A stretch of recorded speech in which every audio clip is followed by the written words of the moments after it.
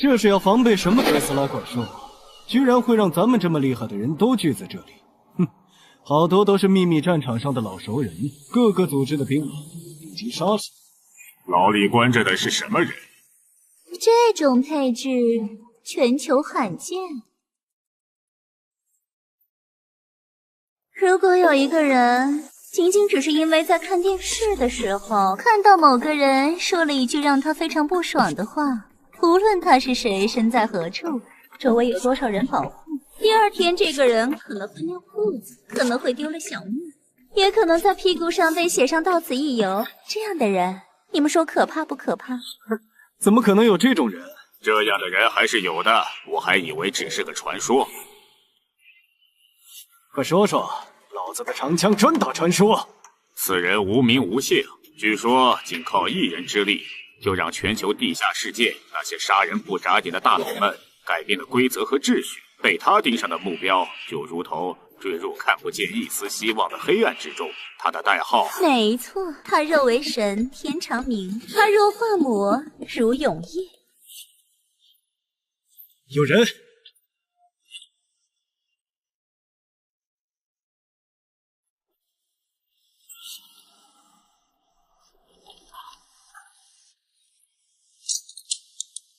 是目标吗？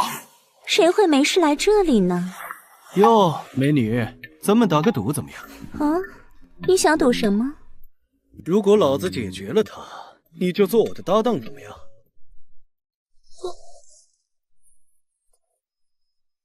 若是你输了呢？若是我输了，那我就做你的搭档。成交，帅小伙儿。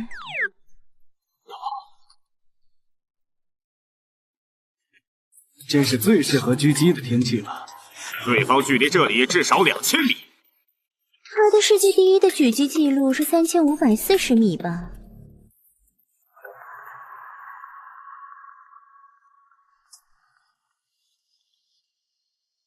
这一枪可真够贵啊！什么？怎么可能？从哪里来的？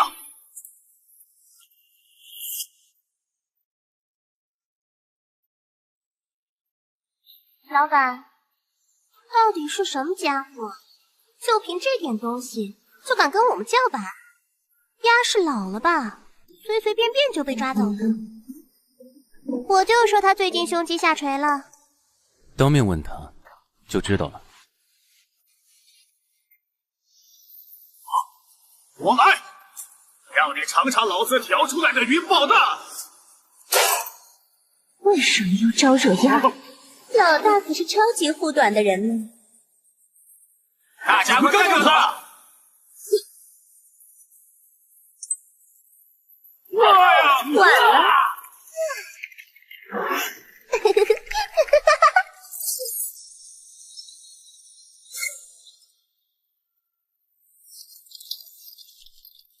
老大，好久不见了呢。今晚可以请我吃顿西餐吗？你这个年老色衰的狐狸，休想跟我抢老大的时间！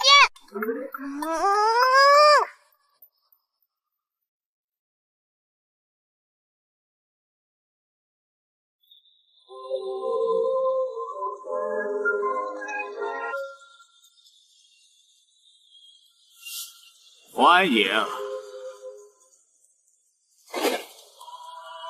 我的贵客。什么情况？又是一个疯子。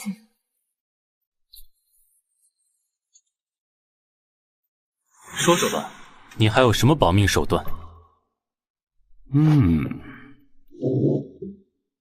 只要这里停止了思考，或者我离开了这里，这里方圆10公里的地方，瞬间就会化作一堆飞灰。老大，地下确实埋藏了很多高能炸药，所有触发链接已经都切断了。不愧是我看中的人。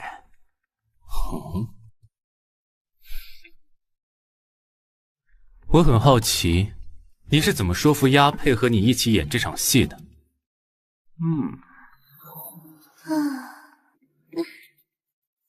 什么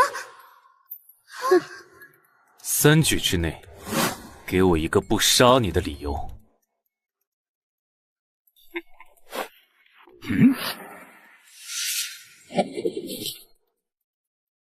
地下君主永夜对敌人冷血无情，但是唯独对自己身边的5个手下极度护短。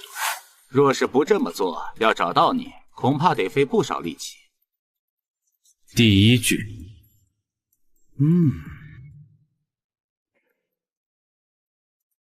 你相信轮回转世吗？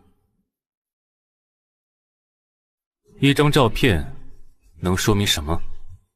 如果我说这是一张来自2000年以后的东西，若是旁人说出这番话，我会当做一个笑话。3句已过，看样子你是有兴趣往下听了。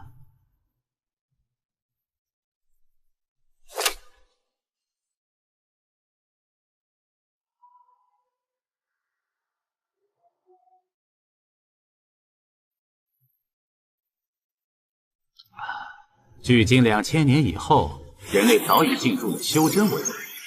人类本身的潜能远超想象，神话时代的仙佛遍地的盛景成为了现实。你信不信？信不信，取决于我最终的判断。所谓的修真嘛，无非是当人类发现了原来人类的身体也具备释放火焰、操控各种自然现象、身体极限的力量的运用远超常规的这个真相。万年前的仙佛神话被重现了。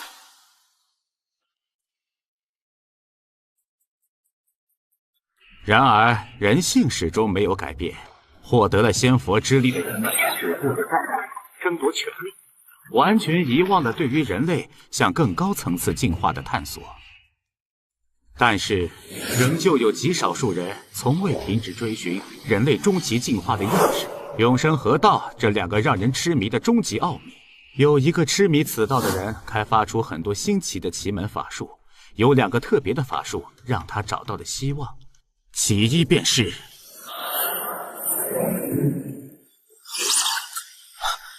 能够窥见目标前世今生，被他命名为洞观筋骨。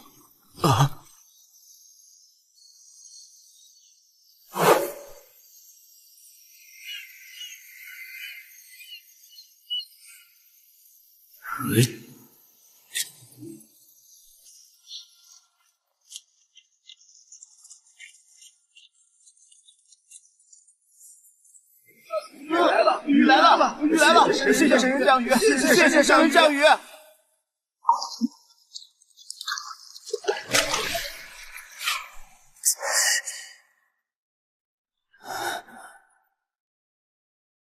抱歉，因为环境不同的关系，我并没法深入施展这招。第2个法术是什么？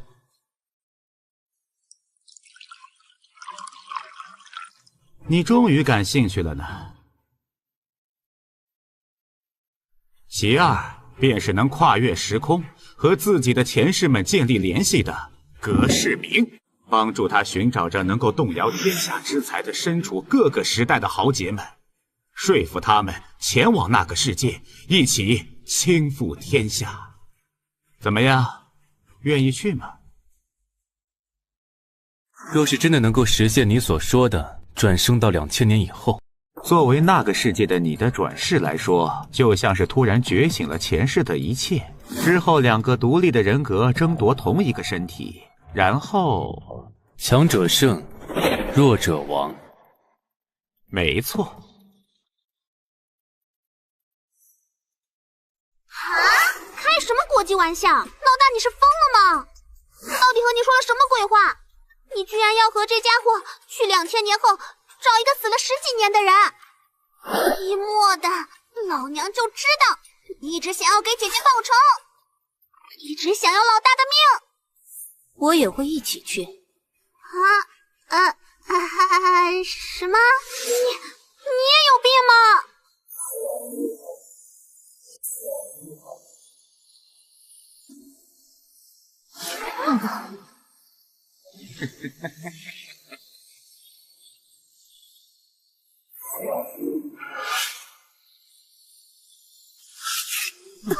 这便是通向未来的隔世之门，伟大的奇迹呀！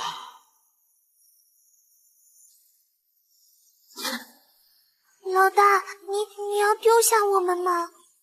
他已经为你们办好了全新的身份，从此以后，你们可以重新回归地上的世界，过普通人的生活。够了，我也去。喂，虽然不知道你跟老大和鸭说了什么，门票还够吧？够。我不认识他，也不想认识他，但是他是老大活下去的原因，而老大你是我们活下去的原因。既然你决定好了，我与你一同赴死。我也去。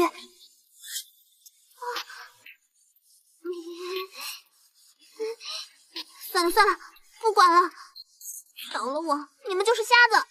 就算是去地狱，也得让我大闹一场。喂，大屁股，你呢？我留下。若是真有未来，会需要一个人留下的。我是狙击手，与你们这些只想着依靠老大的废物不一样。我比你们坚强，能忍，而且2000年以后见。真能到2000年以后，恐怕你也变成一堆白骨了。口中老吧。他不是说再过几年，世界就会迎来起点吗？我会尽一切办法活下去的。到时候，你恐怕就得叫我祖宗了。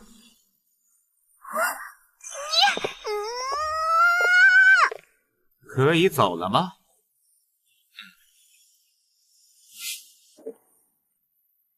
这是只有在最肮脏、最残酷的地狱，才能结出的最美的花。真是羡慕你们呐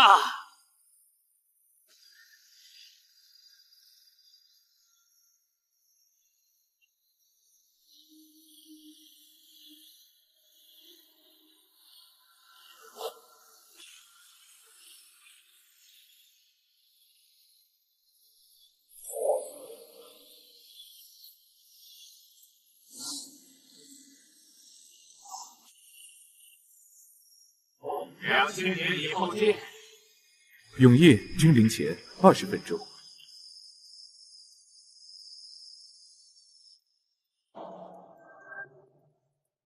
仙武呼法，文系。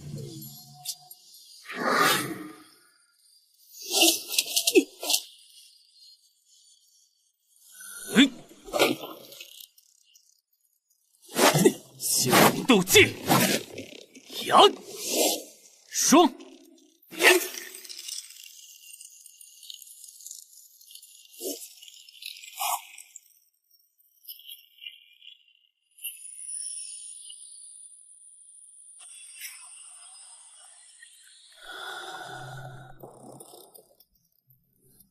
热身好了没？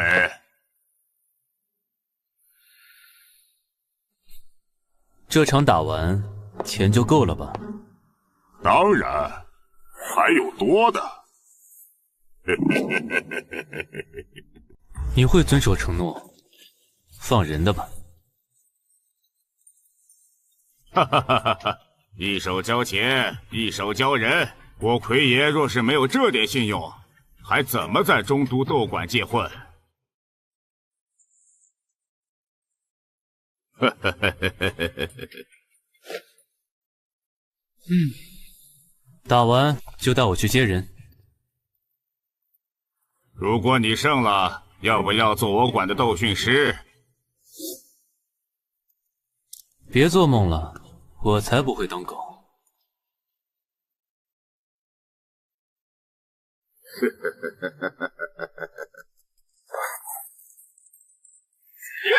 老子是最强的！斗士元山轻松获胜，为他的战绩再添一笔胜利。这下他的排名又上升了，大家欢呼起来吧！接下来是下一场比赛。从青龙门出来的是1年前进入这地下斗士赛，修武仙法，获得9胜0败的超级新人白练。据说打赢了这一场，他就会隐退，真是太可惜了呢。他的对手是在这残酷的地下斗士赛隐退的老人，在残酷的生死斗中活下来的，战绩25胜6负的鬼王枪龙夺，如今为了治愈女儿的学着再度复出。这趟世道残酷，你我无冤无仇，既然在此相斗，各自有着不得不活出性命的理由。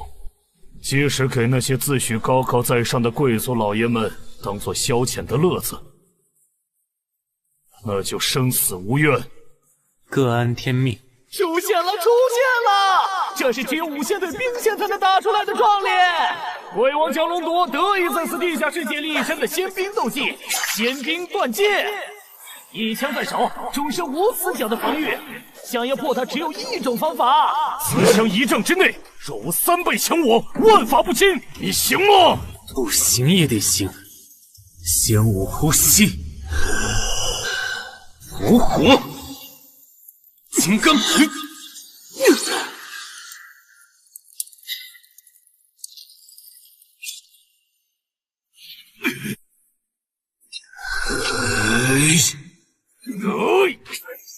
一枪护身，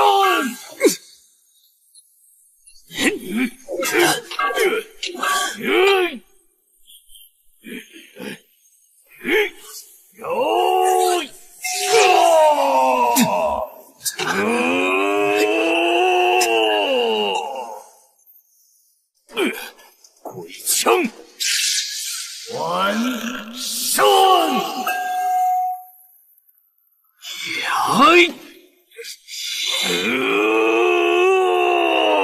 僵持，出现僵持了。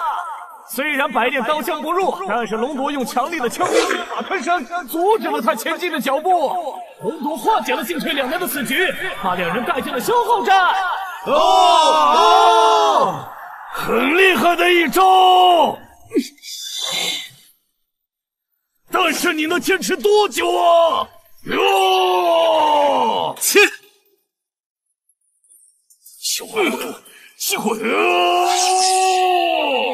天影，龙夺！什么？结束了！仙武斗技，伤。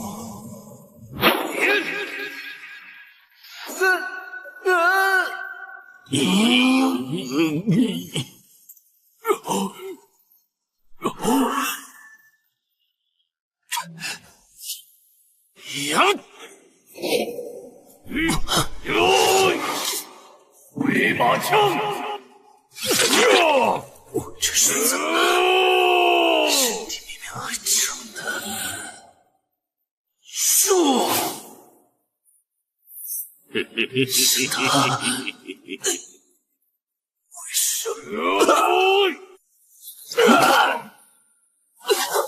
为什么？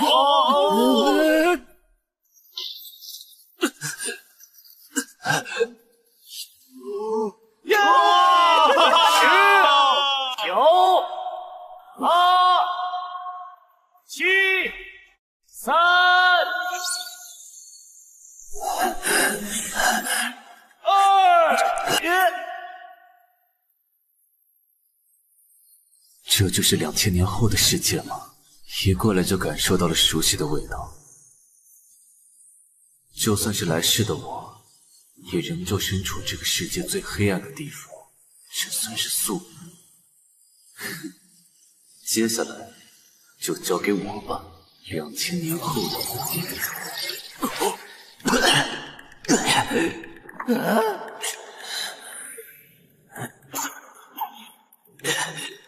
他站起来了，刚才那枪没有贯穿他的要害吗？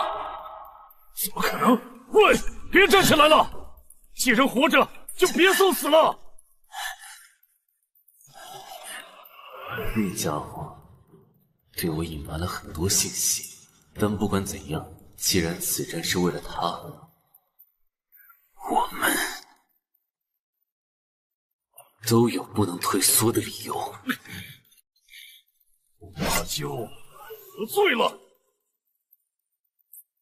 离心脏还有寸血，之前的阻挡挡避开了要害，肺部有一些出血，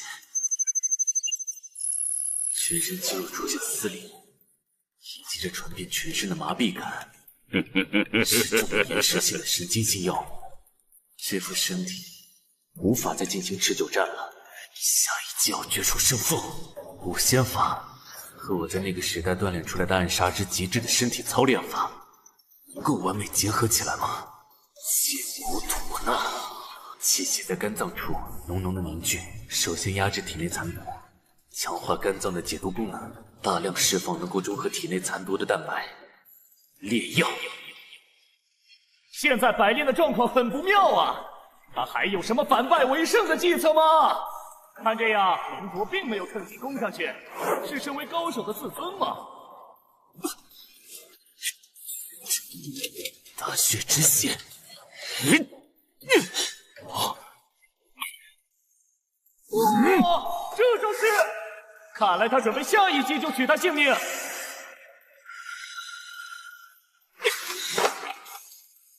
这是何等的无谋啊！他是打算破罐子破摔吗？龙夺这个招型可是……百炼，你是值得尊重的对手，我记住你的勇武和执着了。但是为了女儿，我可以承受一切罪孽。一旦你走进我的攻击范围，至少让你能够毫无痛苦的离开，就用着我只能施展一次的绝招——成绝影。不行，女儿，接营。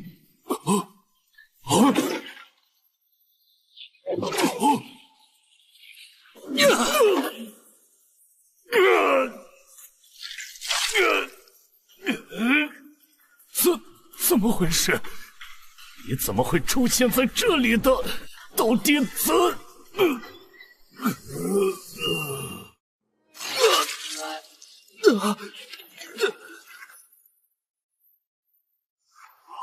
刚才发生了什么？怎么可能？你看清楚了吗？没有啊，好像被刺穿了，但是下一瞬间就突然出现在他面前，把他打倒了。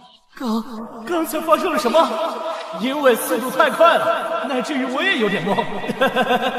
让大家看一下慢动作回放吧，3倍速。好像还是看不清楚，那就6倍速。有了！虽然速度很快，但是中间能看到什么东西。10倍速，大家再看一次。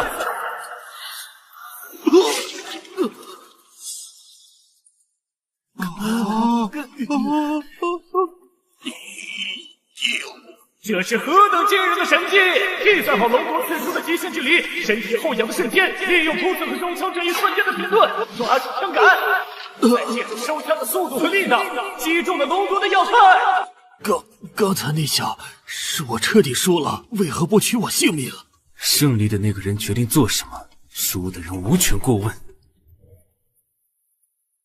我宣布，此战胜者百炼！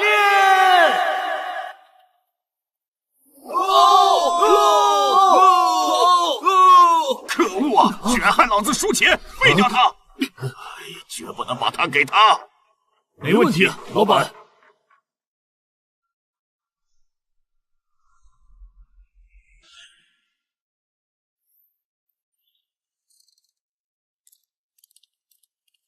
魁爷打手，李斗神退役选手，蝮蛇，善使五毒。哟，绷带都没解，你小子还是挺有骨气的嘛！老子最喜欢摆弄那些有骨气的家伙了。魁爷打手，李斗神退役选手，风猫，右手五指骨中嵌入铁指甲，圆可玉，近可撕。魁爷交代了，会留你一条小命的。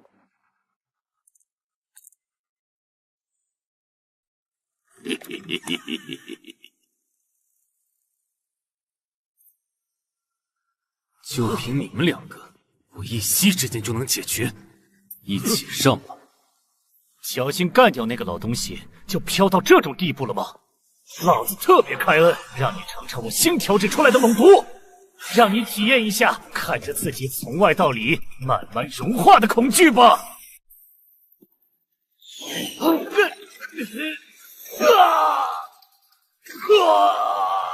八戒进心肘！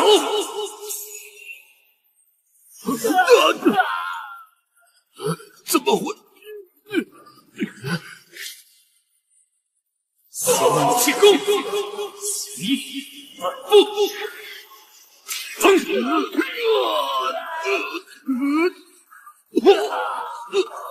喂，不是让你们别那么快结束吗？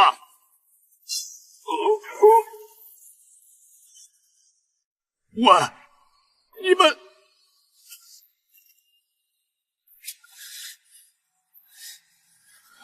他明明身受致命伤，却还能冷静地用激将法刺激我们放弃联手，形成1对1的局面。还有从来没有见过的强大且诡异的招法，瞬间扭转局面。进门的那一刻，他就已经把我们的生死牢牢地掌控在了手心。这感觉简直就像是力斗神的绝对王者绝影。居然让我回想起那个还没出手就吓得我夹着尾巴逃出离斗神界的男人，怎么可能？你明明只有你不是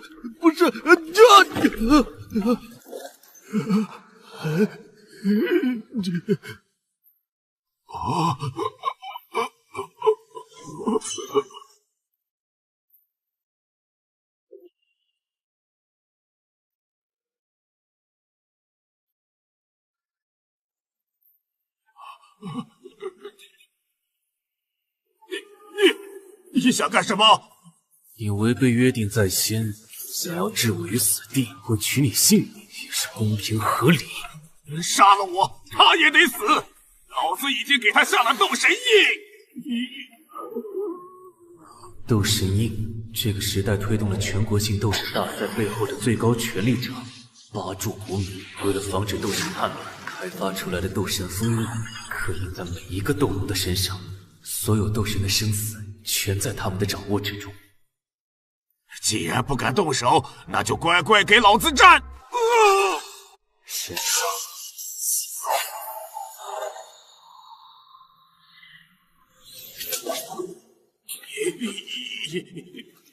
你敢指我？你这招换作旁人还真管用，可惜遇到了我。你对我干了什么？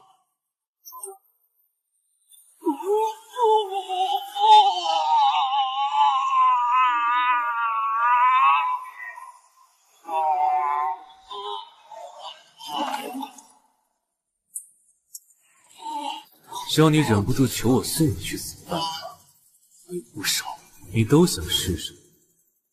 不想。很好，那么跟我说说，你出尔反尔的寻过去。他有着成为顶级斗神的资质，有个大人物出了高价。哦，既然这样，为什么不直接干掉我，还要留我一命？这是因为表斗神界是面向公众开放的大赛，需要的是精彩刺激，斗神一直能避免他们叛乱。但是在不断的死斗中，许多斗奴们精神崩溃、自残、暴走的事件屡禁不止。为了让这些斗奴们能够尽力战斗，且防止他们神魂崩溃而创造的秘密规则将他们最真实的东西控制在手中，从而胁迫他们为了守护最真实的人而去拼命的战斗，来驱离这个世界的观众，真是邪恶而有效的手段。而且包括我的到来，似乎也是一张早就织好的大网中的其中一环，真是太有趣了。饶命啊！饶命啊！你要钱要女奴，我什么都给你，什么都给你。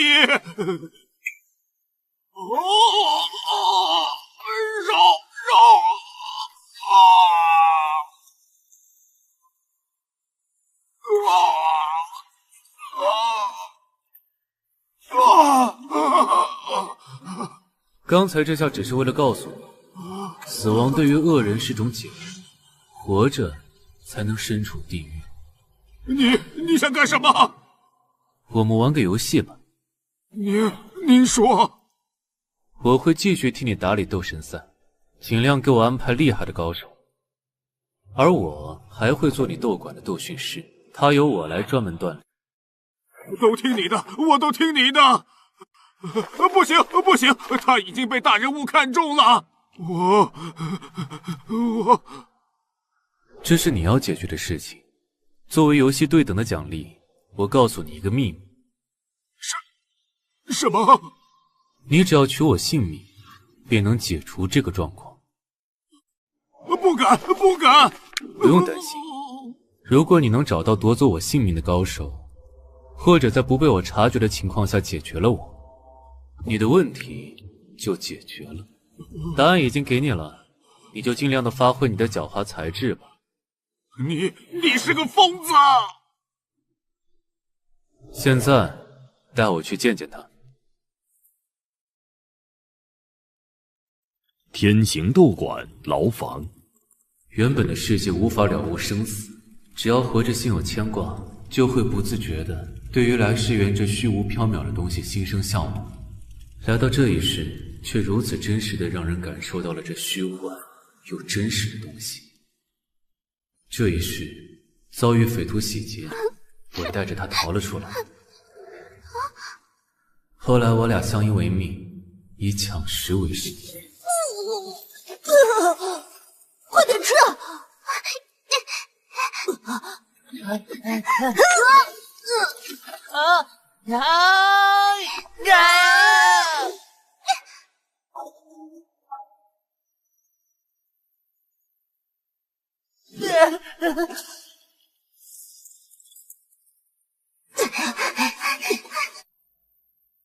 我俩联手，在和底层帮派的斗争中赢不输，以打劫恶商贪官为营生，被人称为幽灵双煞。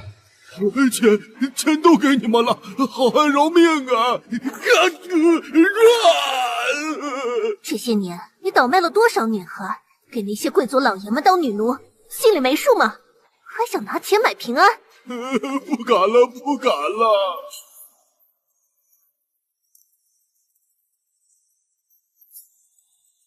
信心，走。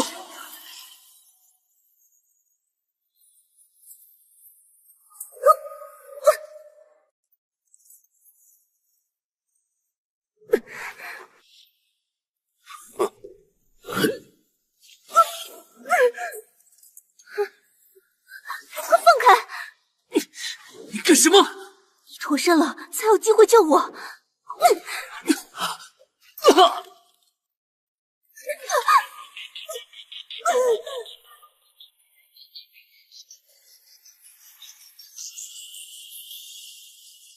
这个时代，有资质的女性罪犯会作为拍卖品被各大斗神馆拍走，训练成为斗奴，参与残酷的表斗神赛，取悦全国的观众。而这一世的我，得知此消息，便找上门去，与他做了一个交易。我是个商人，做的就是买卖。你若是想要人，就得给个合理的价格。去参加礼斗神赛吧，那是一笔天价，只有参加礼斗神赛，才有可能赚到。礼斗神赛，一个比表斗神赛更加残酷、死亡率更高的地下比赛，是用以测试新的功法、新法术的修罗地狱。行，这是各斗馆的惯例，请见谅。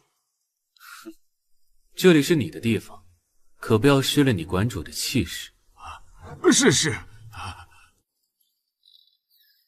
斗奴0385号试图伤害管理都师，鞭刑10下。奎爷，您来视察了。他们是斗馆的财富，莫要过分。是。奎爷今儿是怎么了？转性了？这里。任何时代，只有在最黑暗的地方，才能诞生出最坚强、最美丽的生命之花。你来了。我来了。你不是他，萧何呢？在之前的李斗神战中，他的神魂受创，此刻正沉睡在这里。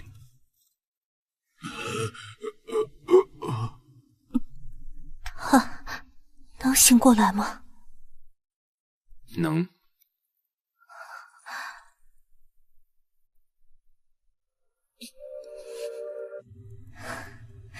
那么，你是谁？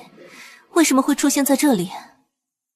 如果我说我从2000年前来到这里，要寻的人在你这儿，你信吗？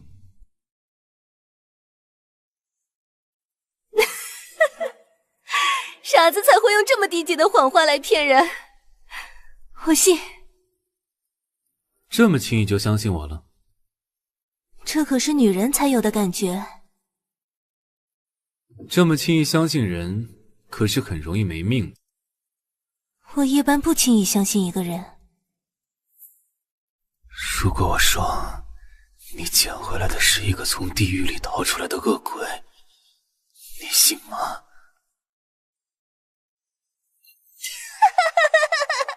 我信。啊，这么轻易的就相信一个陌生人吗？因为女人的感觉啊。这么轻易信一个陌生人，可是很容易没命的。能让我信的人不多呢，但是我却信了你呢。转世之事，确实有些玄之又玄呢。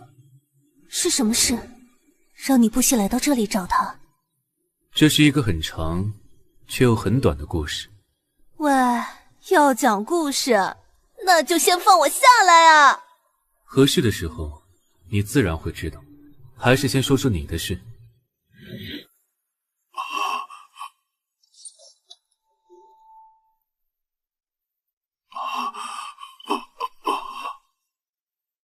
回爷密室。求放过女王大人，姑奶奶。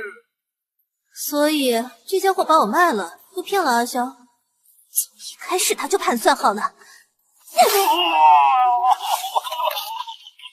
求！那些人很快就会回来把我带走了，那我们快逃！你被施了斗奴印，逃到哪里的？那怎么办？被施加了斗奴印，逃和打都不行。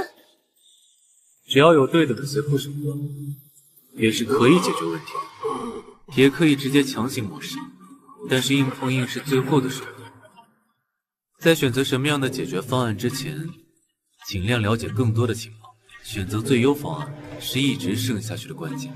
先听听他怎么说。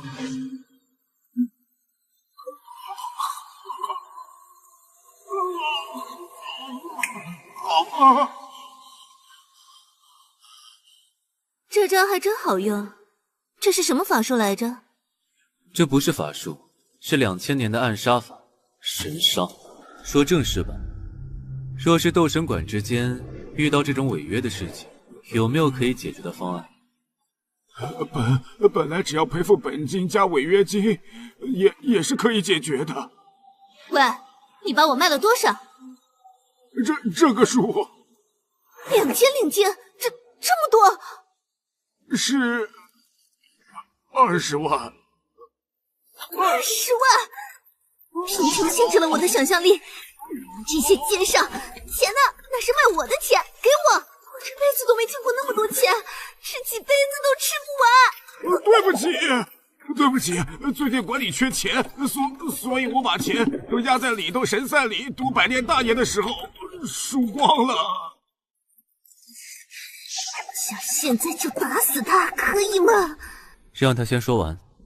上级斗馆对于接受这么高的价格，就是认同姑奶奶的斗神资质，这价格可是卖出了种子选手的价格。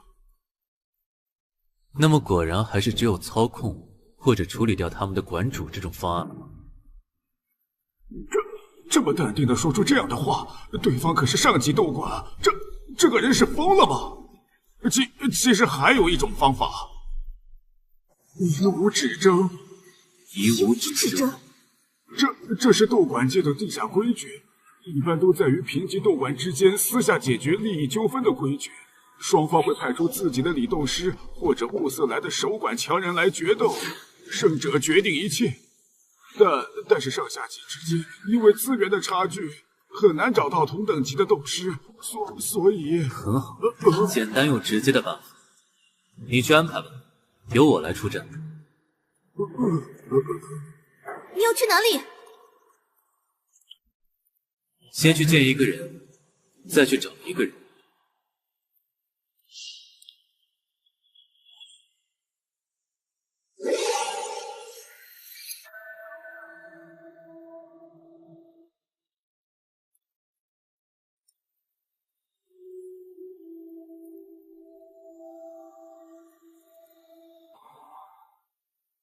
欢迎光临，请问想喝些什么？2杯220年份的老刀烧。老刀烧没有，茅台行不行？这种尴尬的对话，每次都说不习惯。啊！贵客，请等等。不好意思，各位，小店今天打烊了。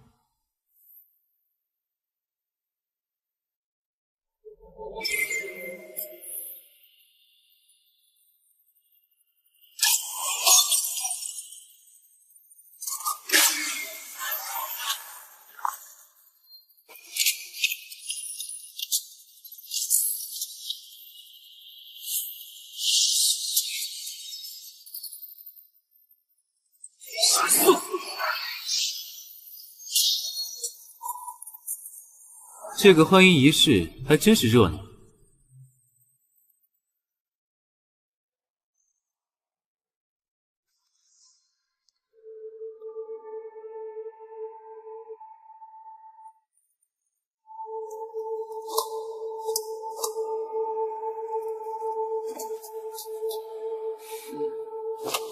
对不起，因为我的任性，让你久等了。我可是等了整整2000年啊！当然是久等啊，混蛋老大！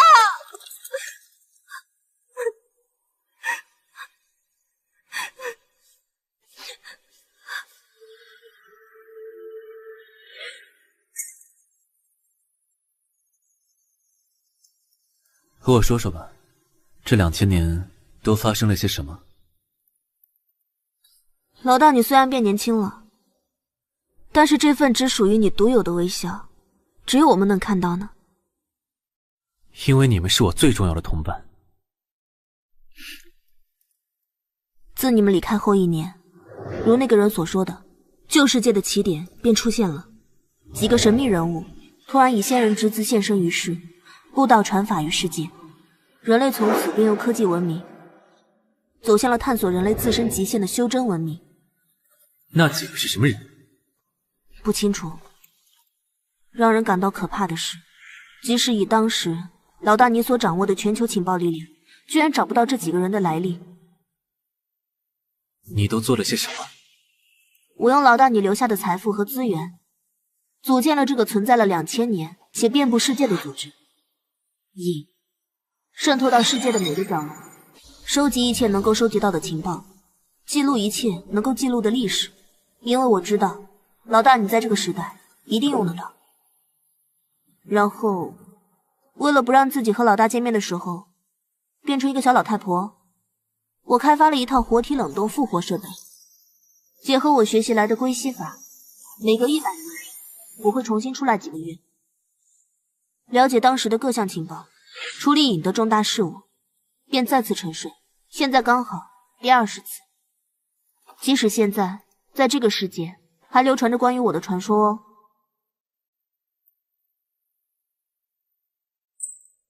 有那个人的线索吗？有，但是也只是通过海量的情报结合排他法推导出的结论。他的保密工作做得非常的完美，到目前为止也只是能够推定出谁是他，却不知道他是谁。我要去见你。老大，要我陪你去吗？我们陷入了他织就的一张大网里，这让我很不舒服。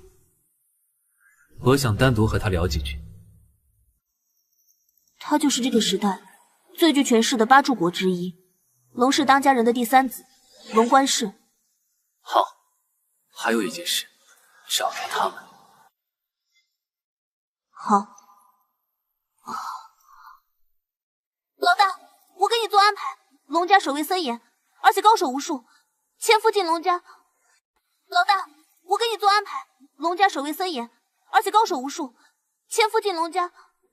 不用，只要知道他在哪里，我一出现，他就会见我。老大，你想闯进去？你才刚到这里，还没熟悉修真者之间的战斗，怎么能这么贸然的？放心吧，我可不会那么无谋，他是不会让我死在这种地方。这个时候，而我为了尽快的适应这个时代，任何一次让我尽快锻炼的实战都不能错过。我可是从无间地狱里爬出来的人呢，我是谁？给我们带来光明，给世界带来绝望的男人，永夜。天都八阵，天都八阵乃是追随皇帝创建帝国的8大豪族，分布天都8位，亦为镇国8柱，龙氏一族居正位。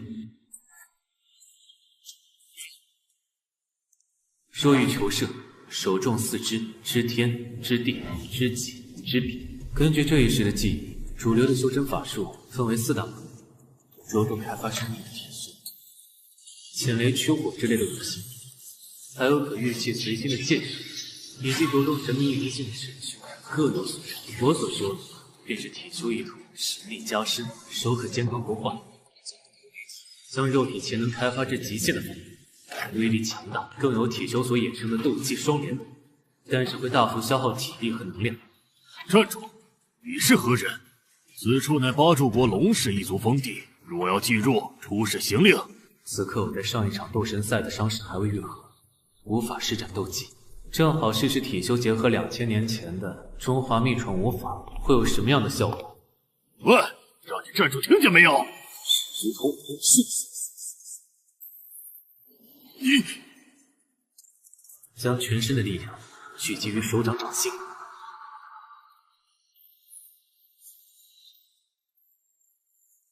气味犹如震天雷霆，名为千古掌心雷。无形符法，无杀藏。五行法门，面对体修，先保持距离固守自己，同时限制对手的行动，非常专业的应对手段。不愧是8柱国，只是手无护的选择。8级阵脚，来源通地。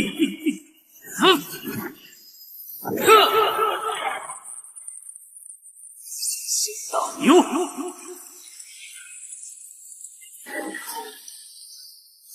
你这是什么法术？为什么从未见？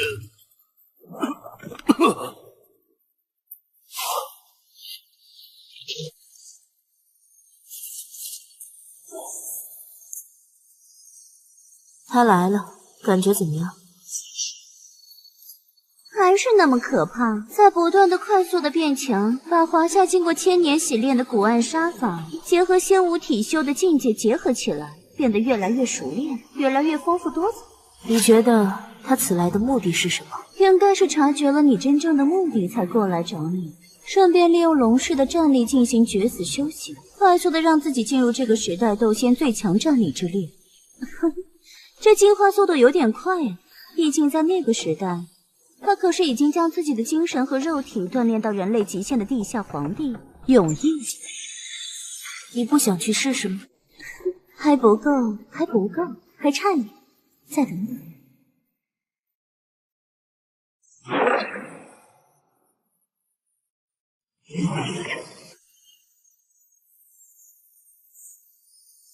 来结界，他身上有伤，我来消耗他。雷法，万敌化能。失速。此刻我们的速度已经超出肉眼可以捕捉的范围，只有用心引可以捕捉到对手的身形。但是这样还不够。如果只能僵持，有伤在身，必输无疑。但是将神速结合暗杀术的亲身身法，就神速加亲身术，那是无何不法。行。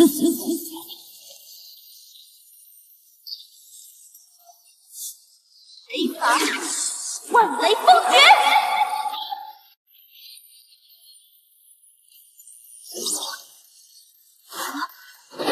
什么？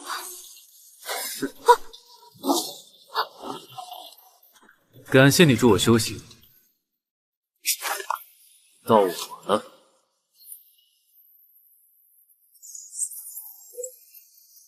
金刚，这只是打个招呼。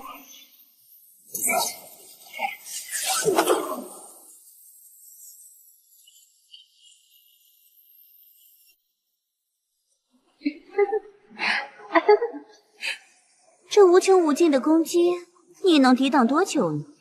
不会这就没戏了吧？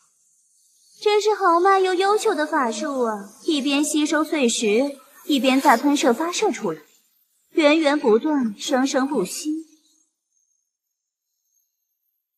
太极棉式。不，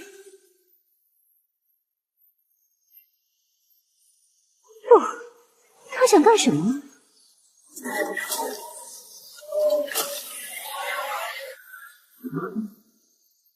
你呢？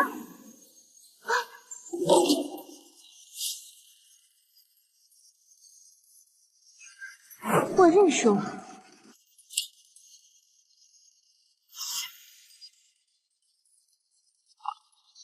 你想知道是谁赢了吗？很可惜呢，好像是我更厉害点。是吗？他在哪里？带我去见他。哼，他也迫不及待的想要见到你呢。走吧。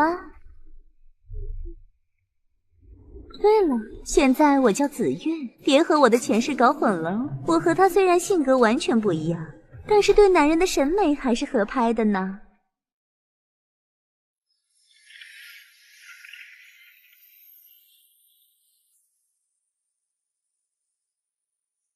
原来你有伤在身，所以你一直带伤战斗。我继承了前世的一切记忆，明明知道你很厉害，但是看着现在的你，还是感觉面对着一个藏在黑暗之中的巨大的怪兽。你想说什么？这个时代变得越来越有趣了呢。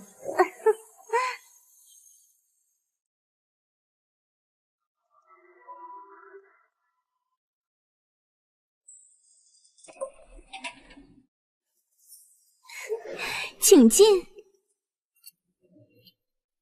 和他打完，感觉怎么样？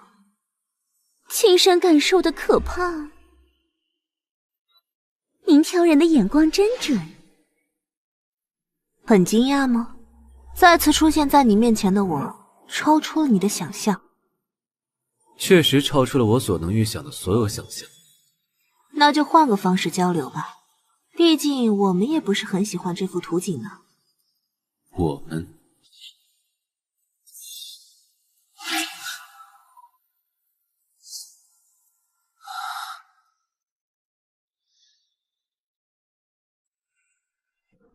欢迎我的贵客，我可是等你许久了。啊，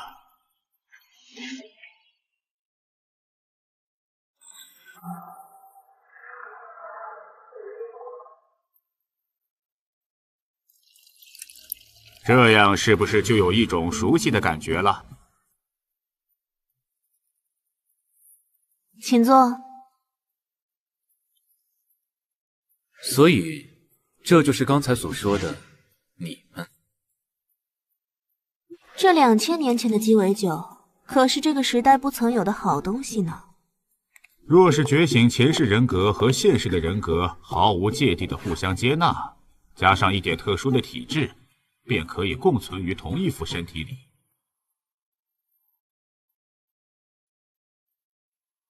给我一杯血腥玛丽，谢谢。喂喂，我很好奇，你明明身受重伤，怎么还敢以这么正大光明的方式闯到这里来挑衅的？我这个人最讨厌的就是未知，这会让我很不舒服，所以我要知道答案。你们费了那么多心思，让我来到这个时代的答案。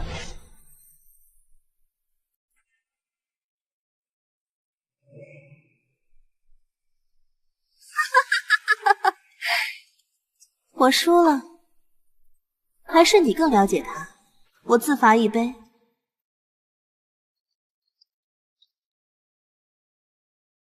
我告诉过他，最好主动去找你说明一切，不然你就会自己找上门来。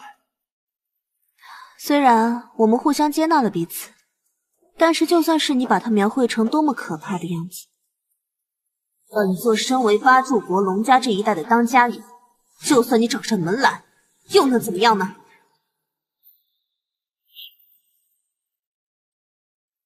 神界一掌乾坤，你不过是本座选中的工具人而已。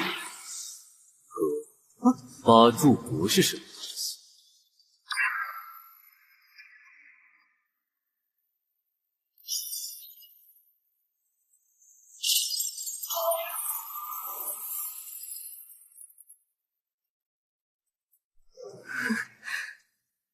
他也会神修法门，这可不是一朝一夕能练成的。你们怎么没告诉我？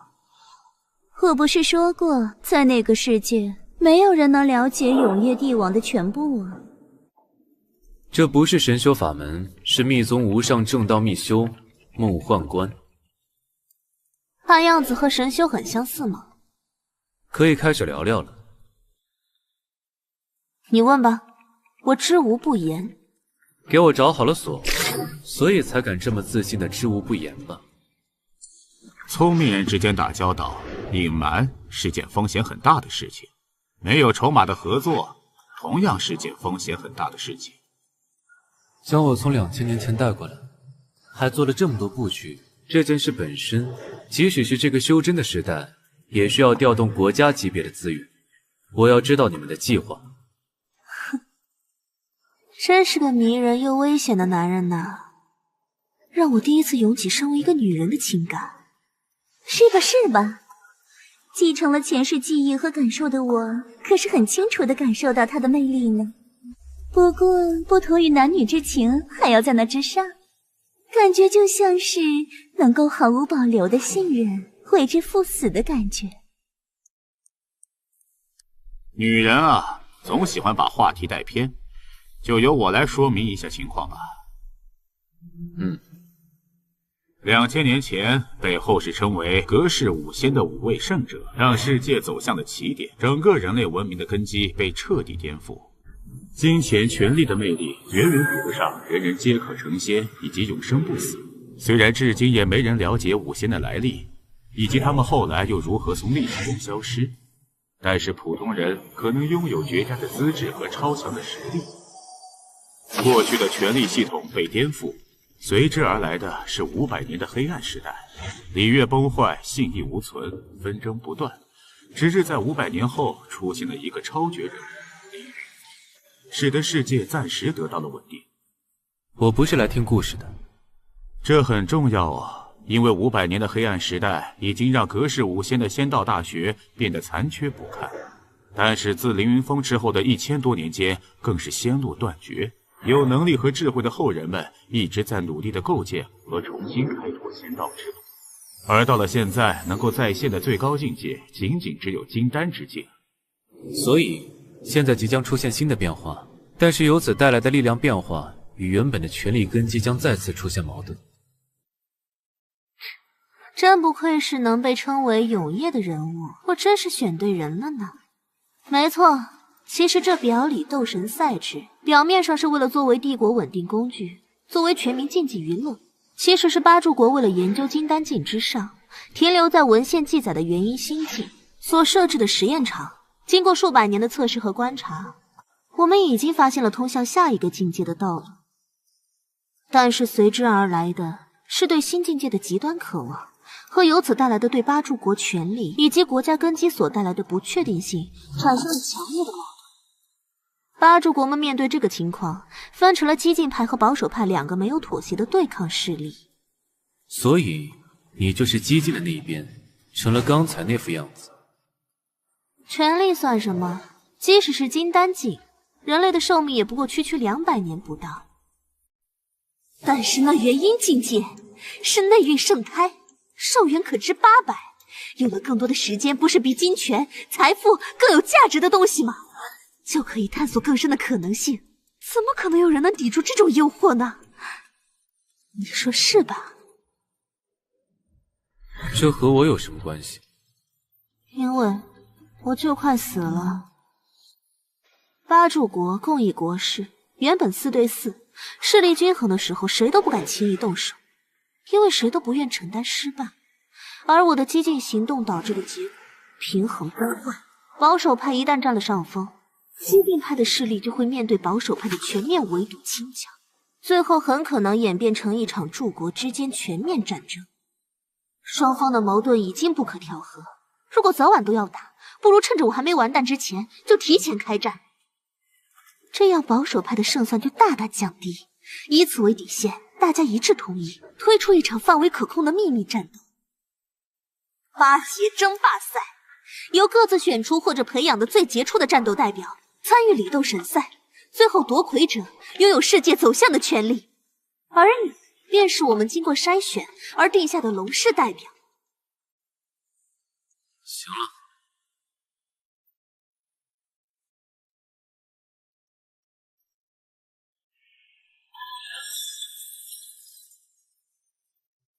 我最不喜欢的就是被人裹挟，你最好趁着锁链还在时达成你的目的，否则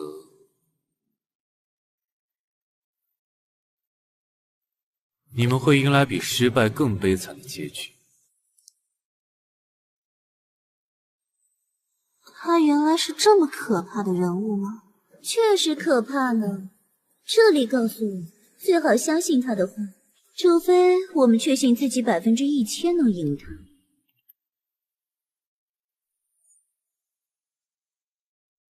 老大，事情谈妥了。拜托你的事情进展如何？已经带过去了。好，那么继续下一步吧。老大，你见到九尾了吧？现在的他叫紫月。紫月是八柱国龙氏家族重金招揽的精通五行法的超级修士，而且还在和龙氏当代家族进行极其秘密的法术开发，是这个帝国顶级的高手之一。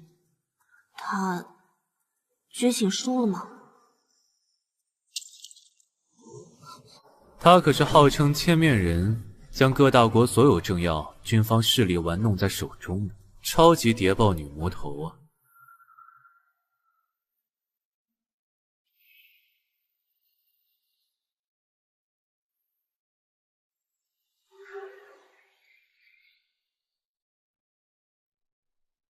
他们居然能请动你出手吗？太大材小用了吧！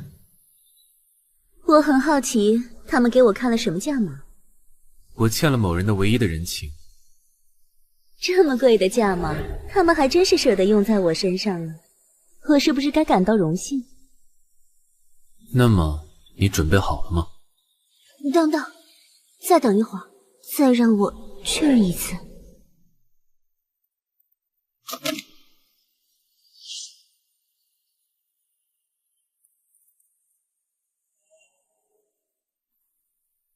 你看，面对如此美景，我还是感受不到一丝情绪，就连这个表情都是面具戴久了，肌肉记忆自动摆出来的，因为这样最能迷倒男人。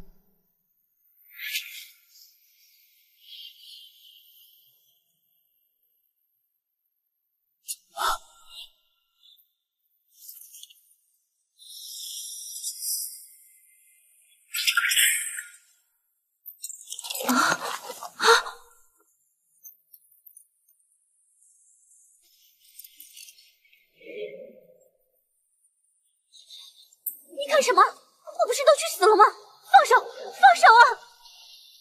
九尾已经死了，现在的你想活？你凭什么？你凭什么这么认为啊？你凭什么知道啊？就凭你现在这份情感，是属于你自己内心最真实的。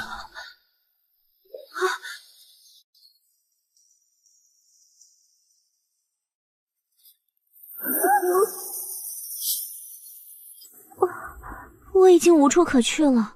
既然你救了我，可得对我负起责任啊。这两者之间有什么关系？没什么关系也没关系啊。听说你也有几个手下，多我一个不多，少我一个不少吧，管饭就行。随你。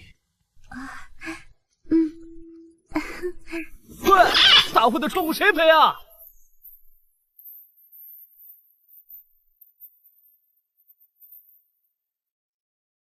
他会回来的。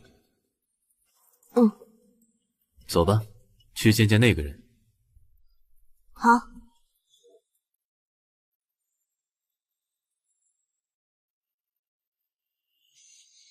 你们到底是谁？告诉你们，我可没钱付那么高的医疗费。老爸，安静点好吗？护士姐姐在那么认真的给你包扎，你怎么能这么没有礼貌？对不起，乖宝宝，爸爸错了。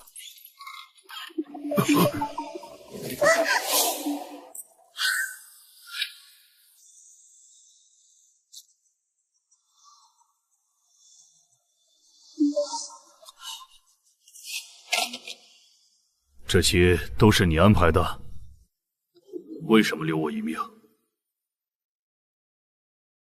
伤口处理的怎么样？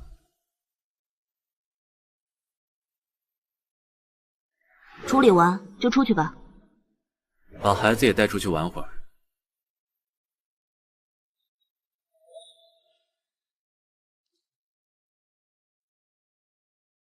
跟姐姐出去买棒棒糖吃，好不好？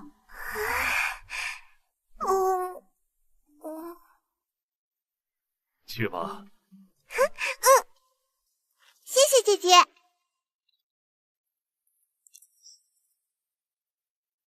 我来找你帮个忙。我答应。哼，你答应的这么快吗？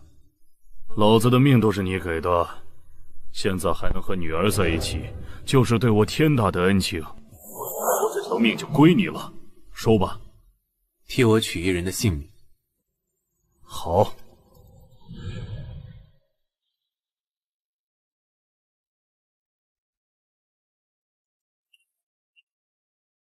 这就开始训练了吗？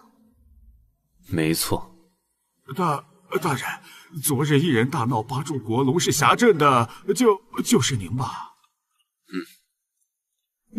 您这么做会惹上大麻烦啊！八柱国们，包括皇帝所有大人物，绝对都已经盯上您了。咱们这小小的斗馆会像一只蚂蚁被他们碾碎的。小的已经想好了方案，咱们一起逃出帝都吧。这不是你该关心的事情，也不是你能理解的事情，也不要想着你能偷偷溜走。你联系好的暗区已经被处理掉了。您说是？拼尽全力让你对我还有利用价值，你就能活下去。一定，小的一定为您赴汤蹈火，周到服务。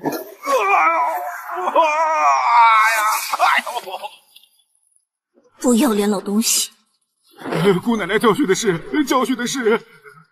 小的不要脸。不，小的没有脸，小的只是两位最忠心的仆人。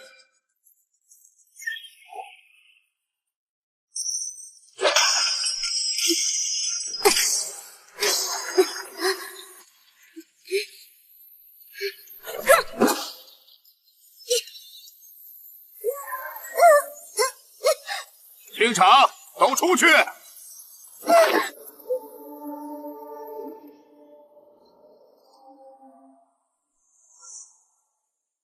这两人是谁？新来的斗奴和斗训师傅吗？不是说魁爷派到一个超级有潜力的新人吗？就是他，看着也不怎么像嘛。闭嘴！说过多少次了，在这斗神界不要小看任何人，不然会丢了你的小命。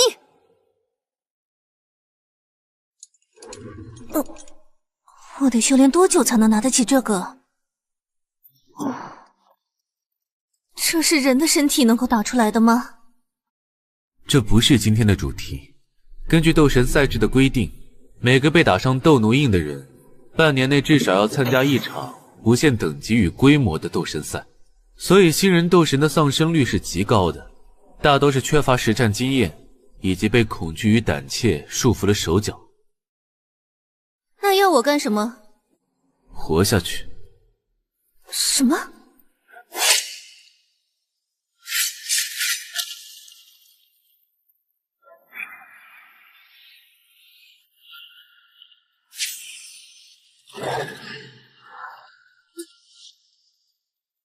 他不会使用仙法，只会使用枪术。从现在开始，直到晚饭，他会以夺走你性命的觉悟对你展开追杀。不要抱有一丝一毫的侥幸，用尽你的一切活下去。喂，你说说。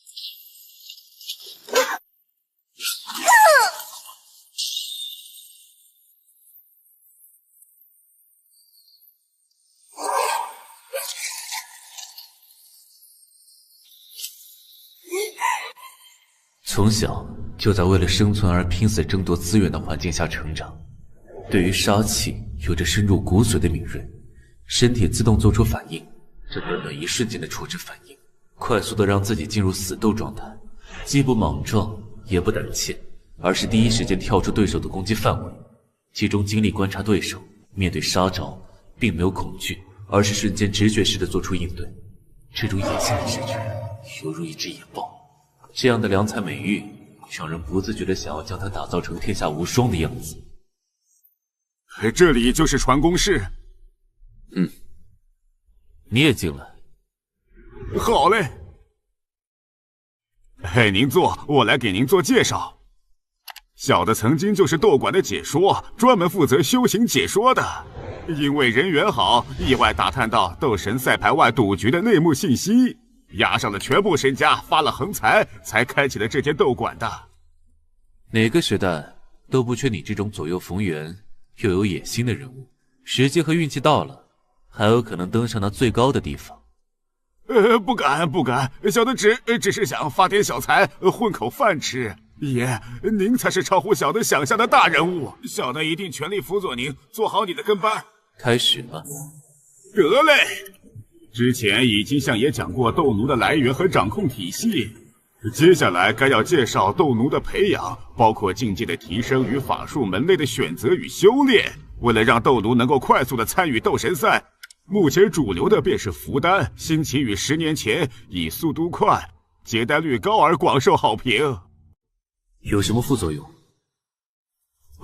一开始死亡率很高，但是随着需求量的增大，到现在符丹的死亡率非常低，而结丹的效率也非常的高。还有一些黑市里流出来的未经官方授权的特别丹药，风险大，但是有时候能够让斗奴结出高等级的金丹，价格也炒成了天价。还有提升金丹境界的丹药，也都是向各个斗馆供应，明码标价，但是由于价格递增，所以一般只用在各个斗馆的潜力选手或者种子选手上。看来八柱国们已经掌握了量产金丹境的制丹方法，风险低，效果好，强者之间的差距被拉近。那些拥有权势、立于顶端的最强者，对于更高境界产生了极度渴求，形成了激进派，也是人之常情。再往下便是法术的修行，由于每个人的体质不同，因而会根据结丹后每个人的体质倾向，分别选择真武道、五行法、御剑流、冥神魂4大主流法门，包含了一般性的攻守法门，以及一些修炼难度大、极具杀伤力和观赏价值的斗技的修行法门。斗神赛不仅仅只是厮杀，更像是一种全民性质的竞技娱乐。那些掌握有斗技的斗女，会成为全民偶像，为斗馆带来极大的财富。成为斗馆的摇钱树，就能获得斗馆更多的资料加持，提高自己的存活率。我这一世所修的斗技双连，便是一种杀伤力大、难以防守，但是对身体消耗也很大，被设计出来的，还未向表斗神赛推出的斗技。再往下便是……你先下去，剩下的我自己研究。是。吾修法未以尽小本质，然而要将身体素质强化到极限，需要的是日积月累，以及利用身体的超回复的现象，对身体组织进行不断的破坏和再构来实现。我的炼药法门能够加快这一进程，但是这也还不够。拥有能够立于万人之上的战斗力，还需要开发更有实战威力的新思路。大人，这里没人，您找错地方了。滚开！你还想瞒住本使？那个大闹八柱国龙阵、破坏京都治安的人犯就在里面。这位大人是京畿兵马司的铁面无情的1号捕快叶押，我拦不住他。跟我走一趟吧。龙震并没有追究此事，你又为何抓我？本使乃兵马司，归皇权直属，负责京都治安。龙氏追不追究，与我抓不抓你有何干系？跟我走一趟，把事情交代清楚。我没什么可交代的。拒捕的话，就别怪本使动手了。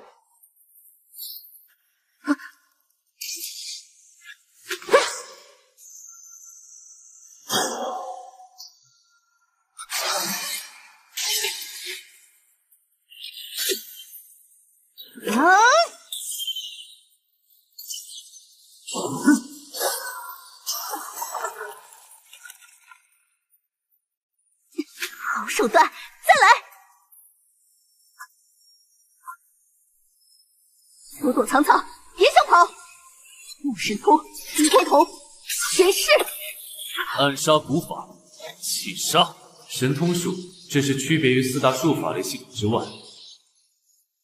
如同抽奖，修行者由于特殊体质或者某种特殊机缘的关系，拥有了特殊能力。阴险的狐狸，本使面前也敢耍花样！阴险的狐狸，把姐姐还给我！那便试试抓住我吧。提修法门，神行千里。小桃，没门，拼速度！本使还没怕过。御剑惊雷！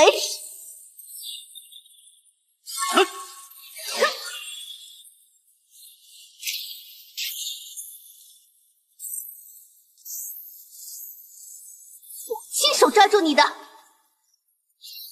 提修神行法，便是体能因进入金丹之境后，或将气覆盖肌肉，大幅提升肌肉的输出效率而形成的远程奔袭法。身体素质越强，神经反射弧越快，气的覆盖密度越高，速度越快，且奔跑轨迹应变也更灵活。由于空气阻力的关系，越接近音速，消耗的能量越高。而这御剑术是通过剑气附于本剑之上，可悬浮于天地原磁之上，原理近似于我们那个时代的磁悬浮列车，速度很快，耗费的元气的速度很快，但是灵机变轨的速度不如提修神行。临战当中各有优势，光是这样还不够。此刻我伤势已复，内息充盈，状态很好，奔袭速度已经接近音速，切实的能够感受到前方音障的阻力。而一道限制速度的厚重的墙，若是能够突破音障，这神行法的速度便能够更上一层楼。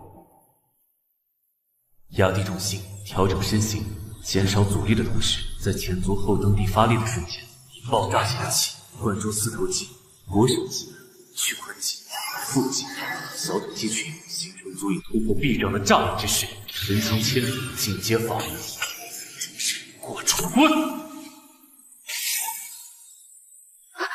这是什么法门？城郊100里之外，这便是2000年后的风景。你有什么感受？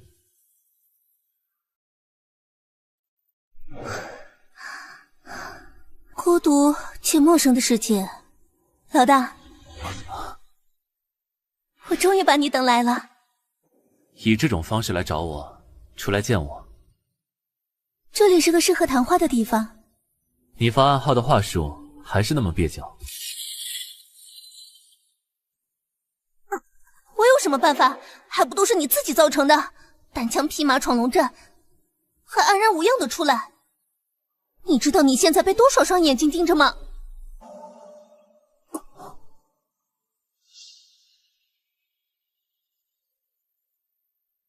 老大，对不起，我早就找到你们了，却没能守护好你和姐姐的转世，最后让你们陷入到这种险境当中。傻丫头，你这种总喜欢把责任揽在自己身上的坏毛病，总也改不了。别把我当小丫头，这个时代里，我可比你和姐姐年长。说说你的发现吧。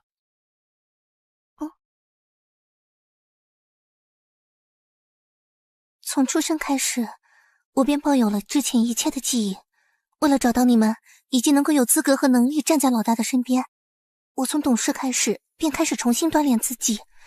我一边训练，一边从各种情报来源中打探和你们有关的消息。后来我考进了兵马司，那里是汇集情报的地方。我是001号学员叶芽。维持治安乃是重中之重，你等皆是通过严苛考验、千挑万选的精英中的精英。果然在那里，我很快便发现了你们的踪影。可是很快我便发现了不对劲。教官，情报科的人请你去一趟，幽灵双煞又犯大案了，他们这次把户部主事的大公子给绑了。教官，让我去试试吧。这两人从黑市获得管控丹药和法术，已是筑基中期，头脑灵敏，我自会处理。你继续训练。是。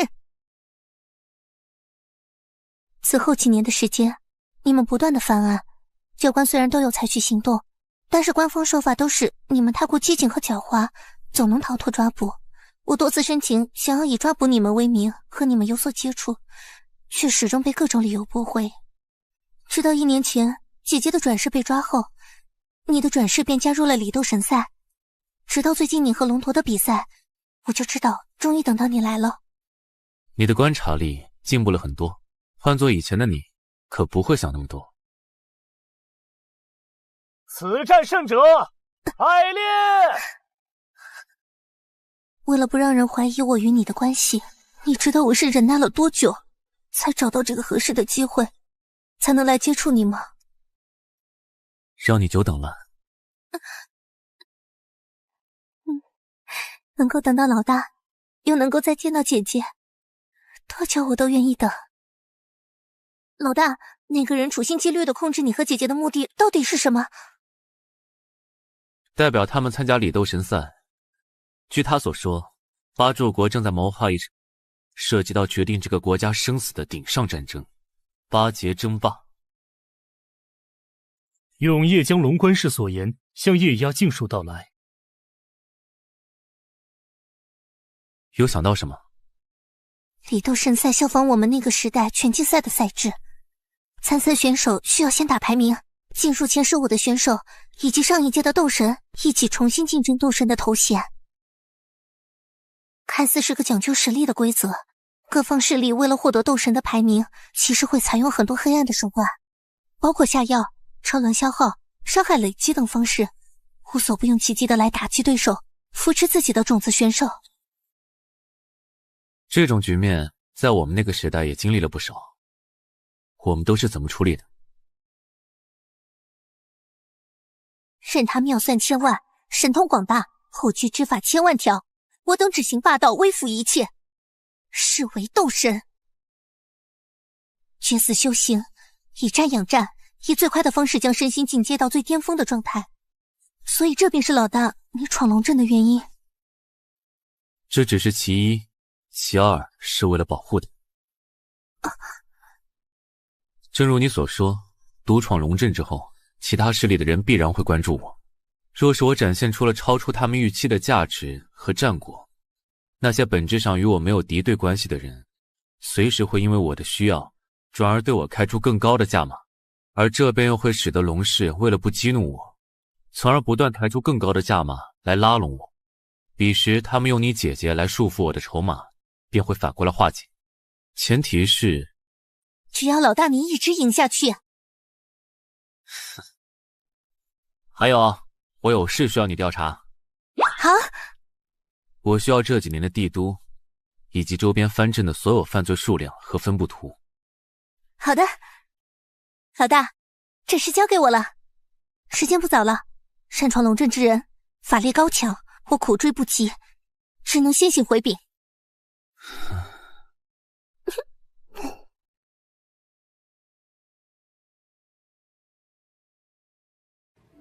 让你混蛋，让你这样，让你那么狠，再来啊！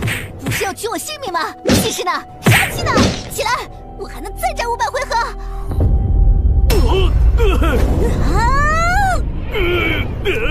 快让他住手啊！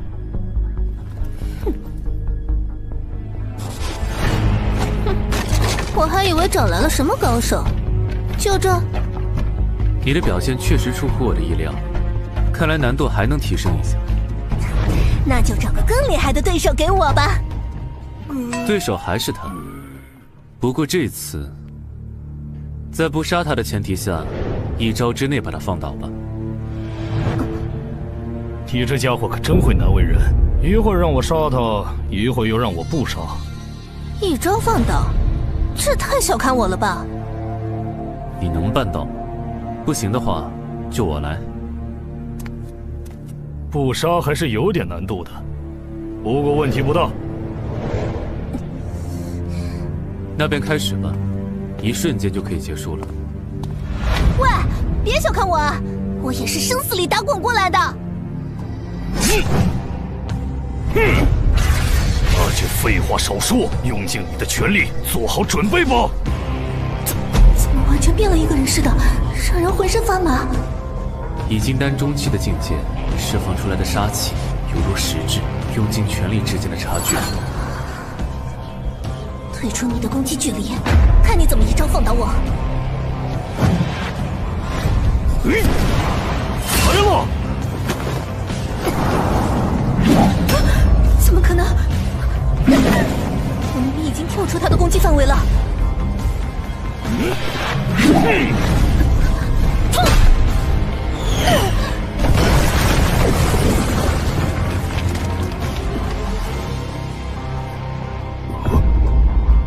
要不要这么狠？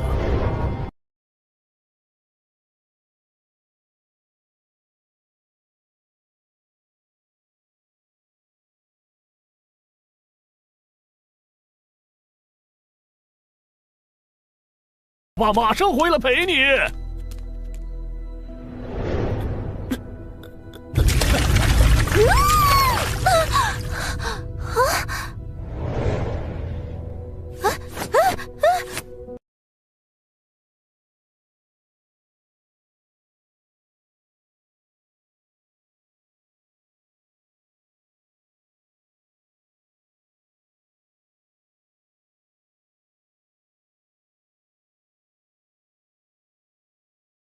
我连输在哪里都还搞不清楚。一开始我以为我已经在他的攻击范围之外了，在我刚以为勉强躲过他的刺击的时候，下一瞬间就有一道枪影从旁边打过来。我感觉他还是有所保留的，不然一开始我可能就挂了。他只是用了仙法结合枪法最基本的蓝拿扎，在你以为自己感受到他的恐怖杀气之后，退到你以为的他最可能的极限的突刺范围之外，你就已经落入了他的陷阱。而实际的情况，龙夺突刺的同时，放松了自己的双臂，任由双臂在强烈的突刺下，手臂关节在韧带的带动下，如同弹簧一般的做了2次验证。原本他这一枪便是准备打进你的头部，把你打晕。出乎他意料的是，你在街斗死斗中锻炼出来的直觉，让你瞬间做出了下蹲的反应。此时的龙夺临时变招，只是用了一个抖枪的动作，从突刺变成抽打。真是好不拖泥带水，干脆利落啊！他是怎么变得这么强的？那是为了重要的目标，忍受极限的艰辛，将身心千锤百炼的结果。这么说，能躲过他的第1击，我还挺厉害的嘛！他的实力在里斗神赛里大概在40名左右。哎，还有那么多比他更厉害的人，那么你比他厉害多少？我只有稳稳地站在第一，你才有生机。而若是你无法活着等到我拿下第一，这一切也都没有了意义。你明白吗？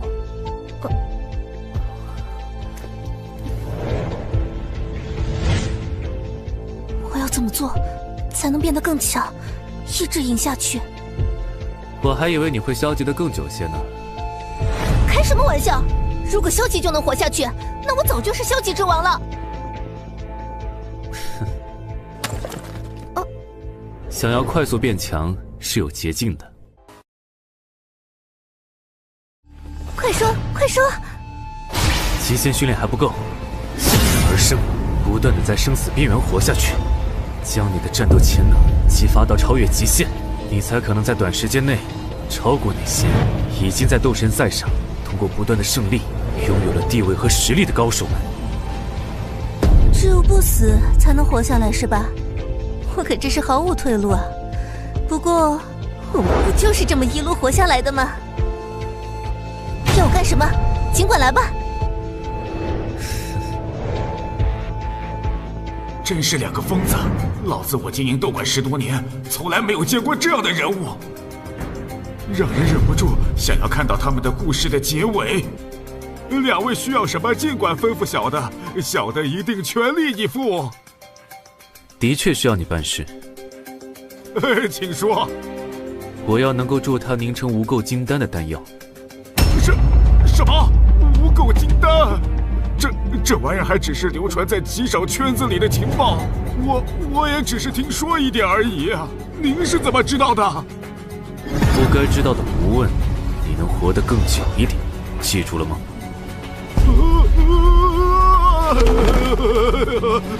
小的明白，小的明白，我这就去打听。无垢金丹是什么？我怎么都没听过。人从出生开始便分平等，有人立刻居顶，有人心如游龙，有人擅长战斗，有人擅长研究，有人心思细密，有人不拘小节，各有所长，也各有所懂。金丹也是如此，无垢金丹便是金丹中的最高品阶，体内法力的恢复能力、法力的储存量以及法力的输出效率上，都比普通金丹要高出许多。面对对手，就具备了更多的优势。但是凝成无垢金丹的丹药是尚未流通的，只在极小范围内测试的丹药，成功率很低。若是扛不过去，便会丢了小命。若是结不成无垢金丹，斗神赛上一样会泯灭。生死关头，不怕死的那个才能活下去，对吧？直到明天都好好休息吧。在你的第一战到来之前，龙德会一直对你进行比今天还要残酷的对战。你要去哪里？处理你的契约。老师有求于你，这种事情让他们出面处理不是更好吗？若是让他们出手，只是借威，而我此行是为立威。老大，要弄到无垢金丹的秘药，为什么让那个肥头大耳的东西去搞？印可以弄来。杀鸡怎能用牛刀？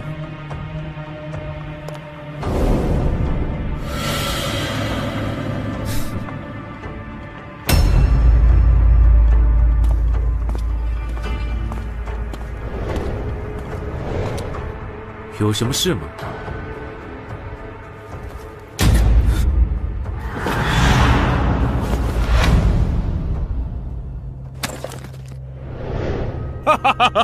哎呀，别放出那么刺骨的杀气嘛！知道你要来此，本侯是来看看你的风采的。同为8节争霸的选手，本侯可不像那些喜欢把自己藏起来的蝇营狗苟的家伙那样，要看就大大方方的看，要打就轰轰烈烈的打，就像你闯龙阵那样痛快。身为8柱国之一的男人，从幕后跳出来亲自下场死斗，我并不讨厌你这样的武痴。老子这辈子就喜欢打打杀杀，什么霸主国，什么天下，全都不放在眼里，唯独喜欢那些登临极境的对手。所以，老子也对你喜欢的不得了啊！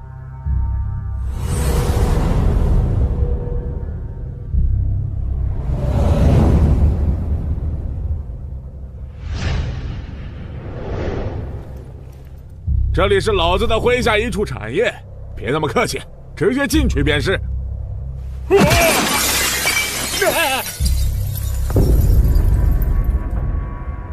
进吧。宇文大人，他怎么来了？他是来视察的吗？那个人是百炼，是那个闯龙阵的百炼。他来干什么？快去通知馆主啊！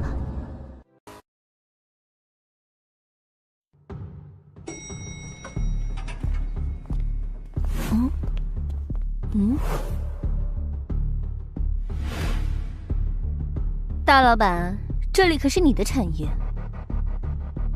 踢坏了大门，小女子可是要去你府上报销的哦。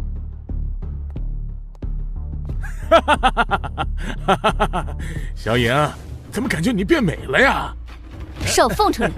为了打理你的产业，不知道我有多操心吗？居然还和踢馆的一起来坏了自家门面，你是不是有病啊？老子就是来看他打架的，你们聊你们的啊！既然发动了以武之争，那便开门见山吧。那个丫头可是人家花了大价钱买下的，想拿回去就得凭真本事。这以武止争的规矩，你可知道？发起人发起的挑战，应对人必须接受。公平起见，挑战规则由应对人提出。很好，那么我的规则就是，由你提一个让人家满意的规则。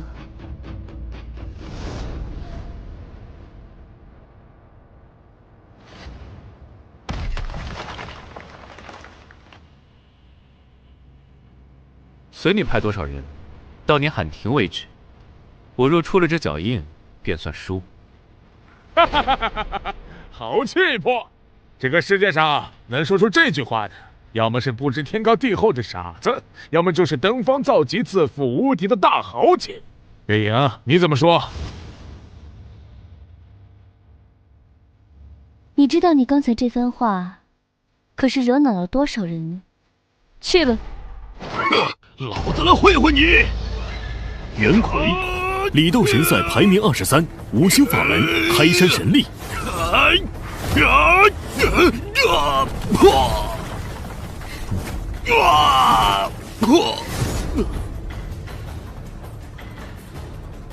看出什么门道没有，小影？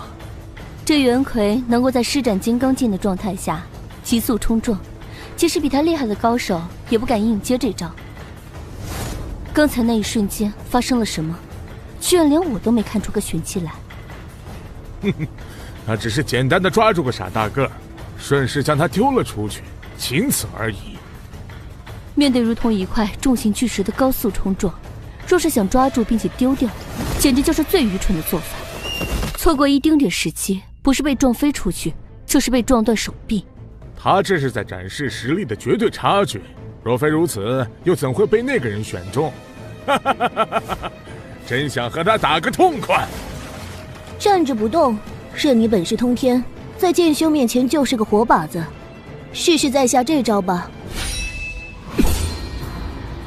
断心，李斗神赛排名15，剑修法门。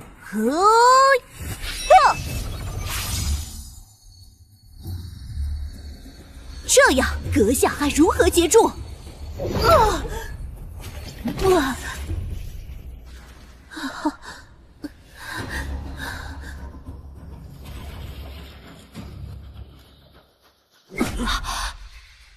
这是劈空掌，还能打得又远又重。声音不对，劈空弹就是通过超高速的击打空气形成的空气弹，炫技大过威力。刚才那下居然连老夫都没看透。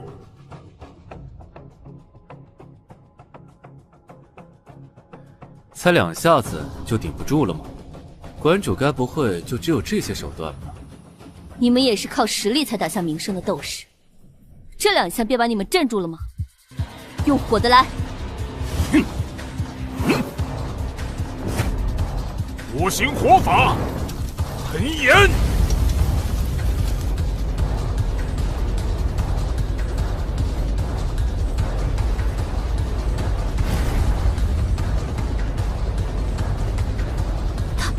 他不是午休吗？这是五行法，威力还这么强。哈哈哈哈！原来如此，真是能不断给老夫惊喜的男人呢，能人所不能。刚才他用的是水法。原来如此，用午休的力量打出一枚细小的水弹，其威力比劈空场要大上许多，难怪刚才的声音那么重。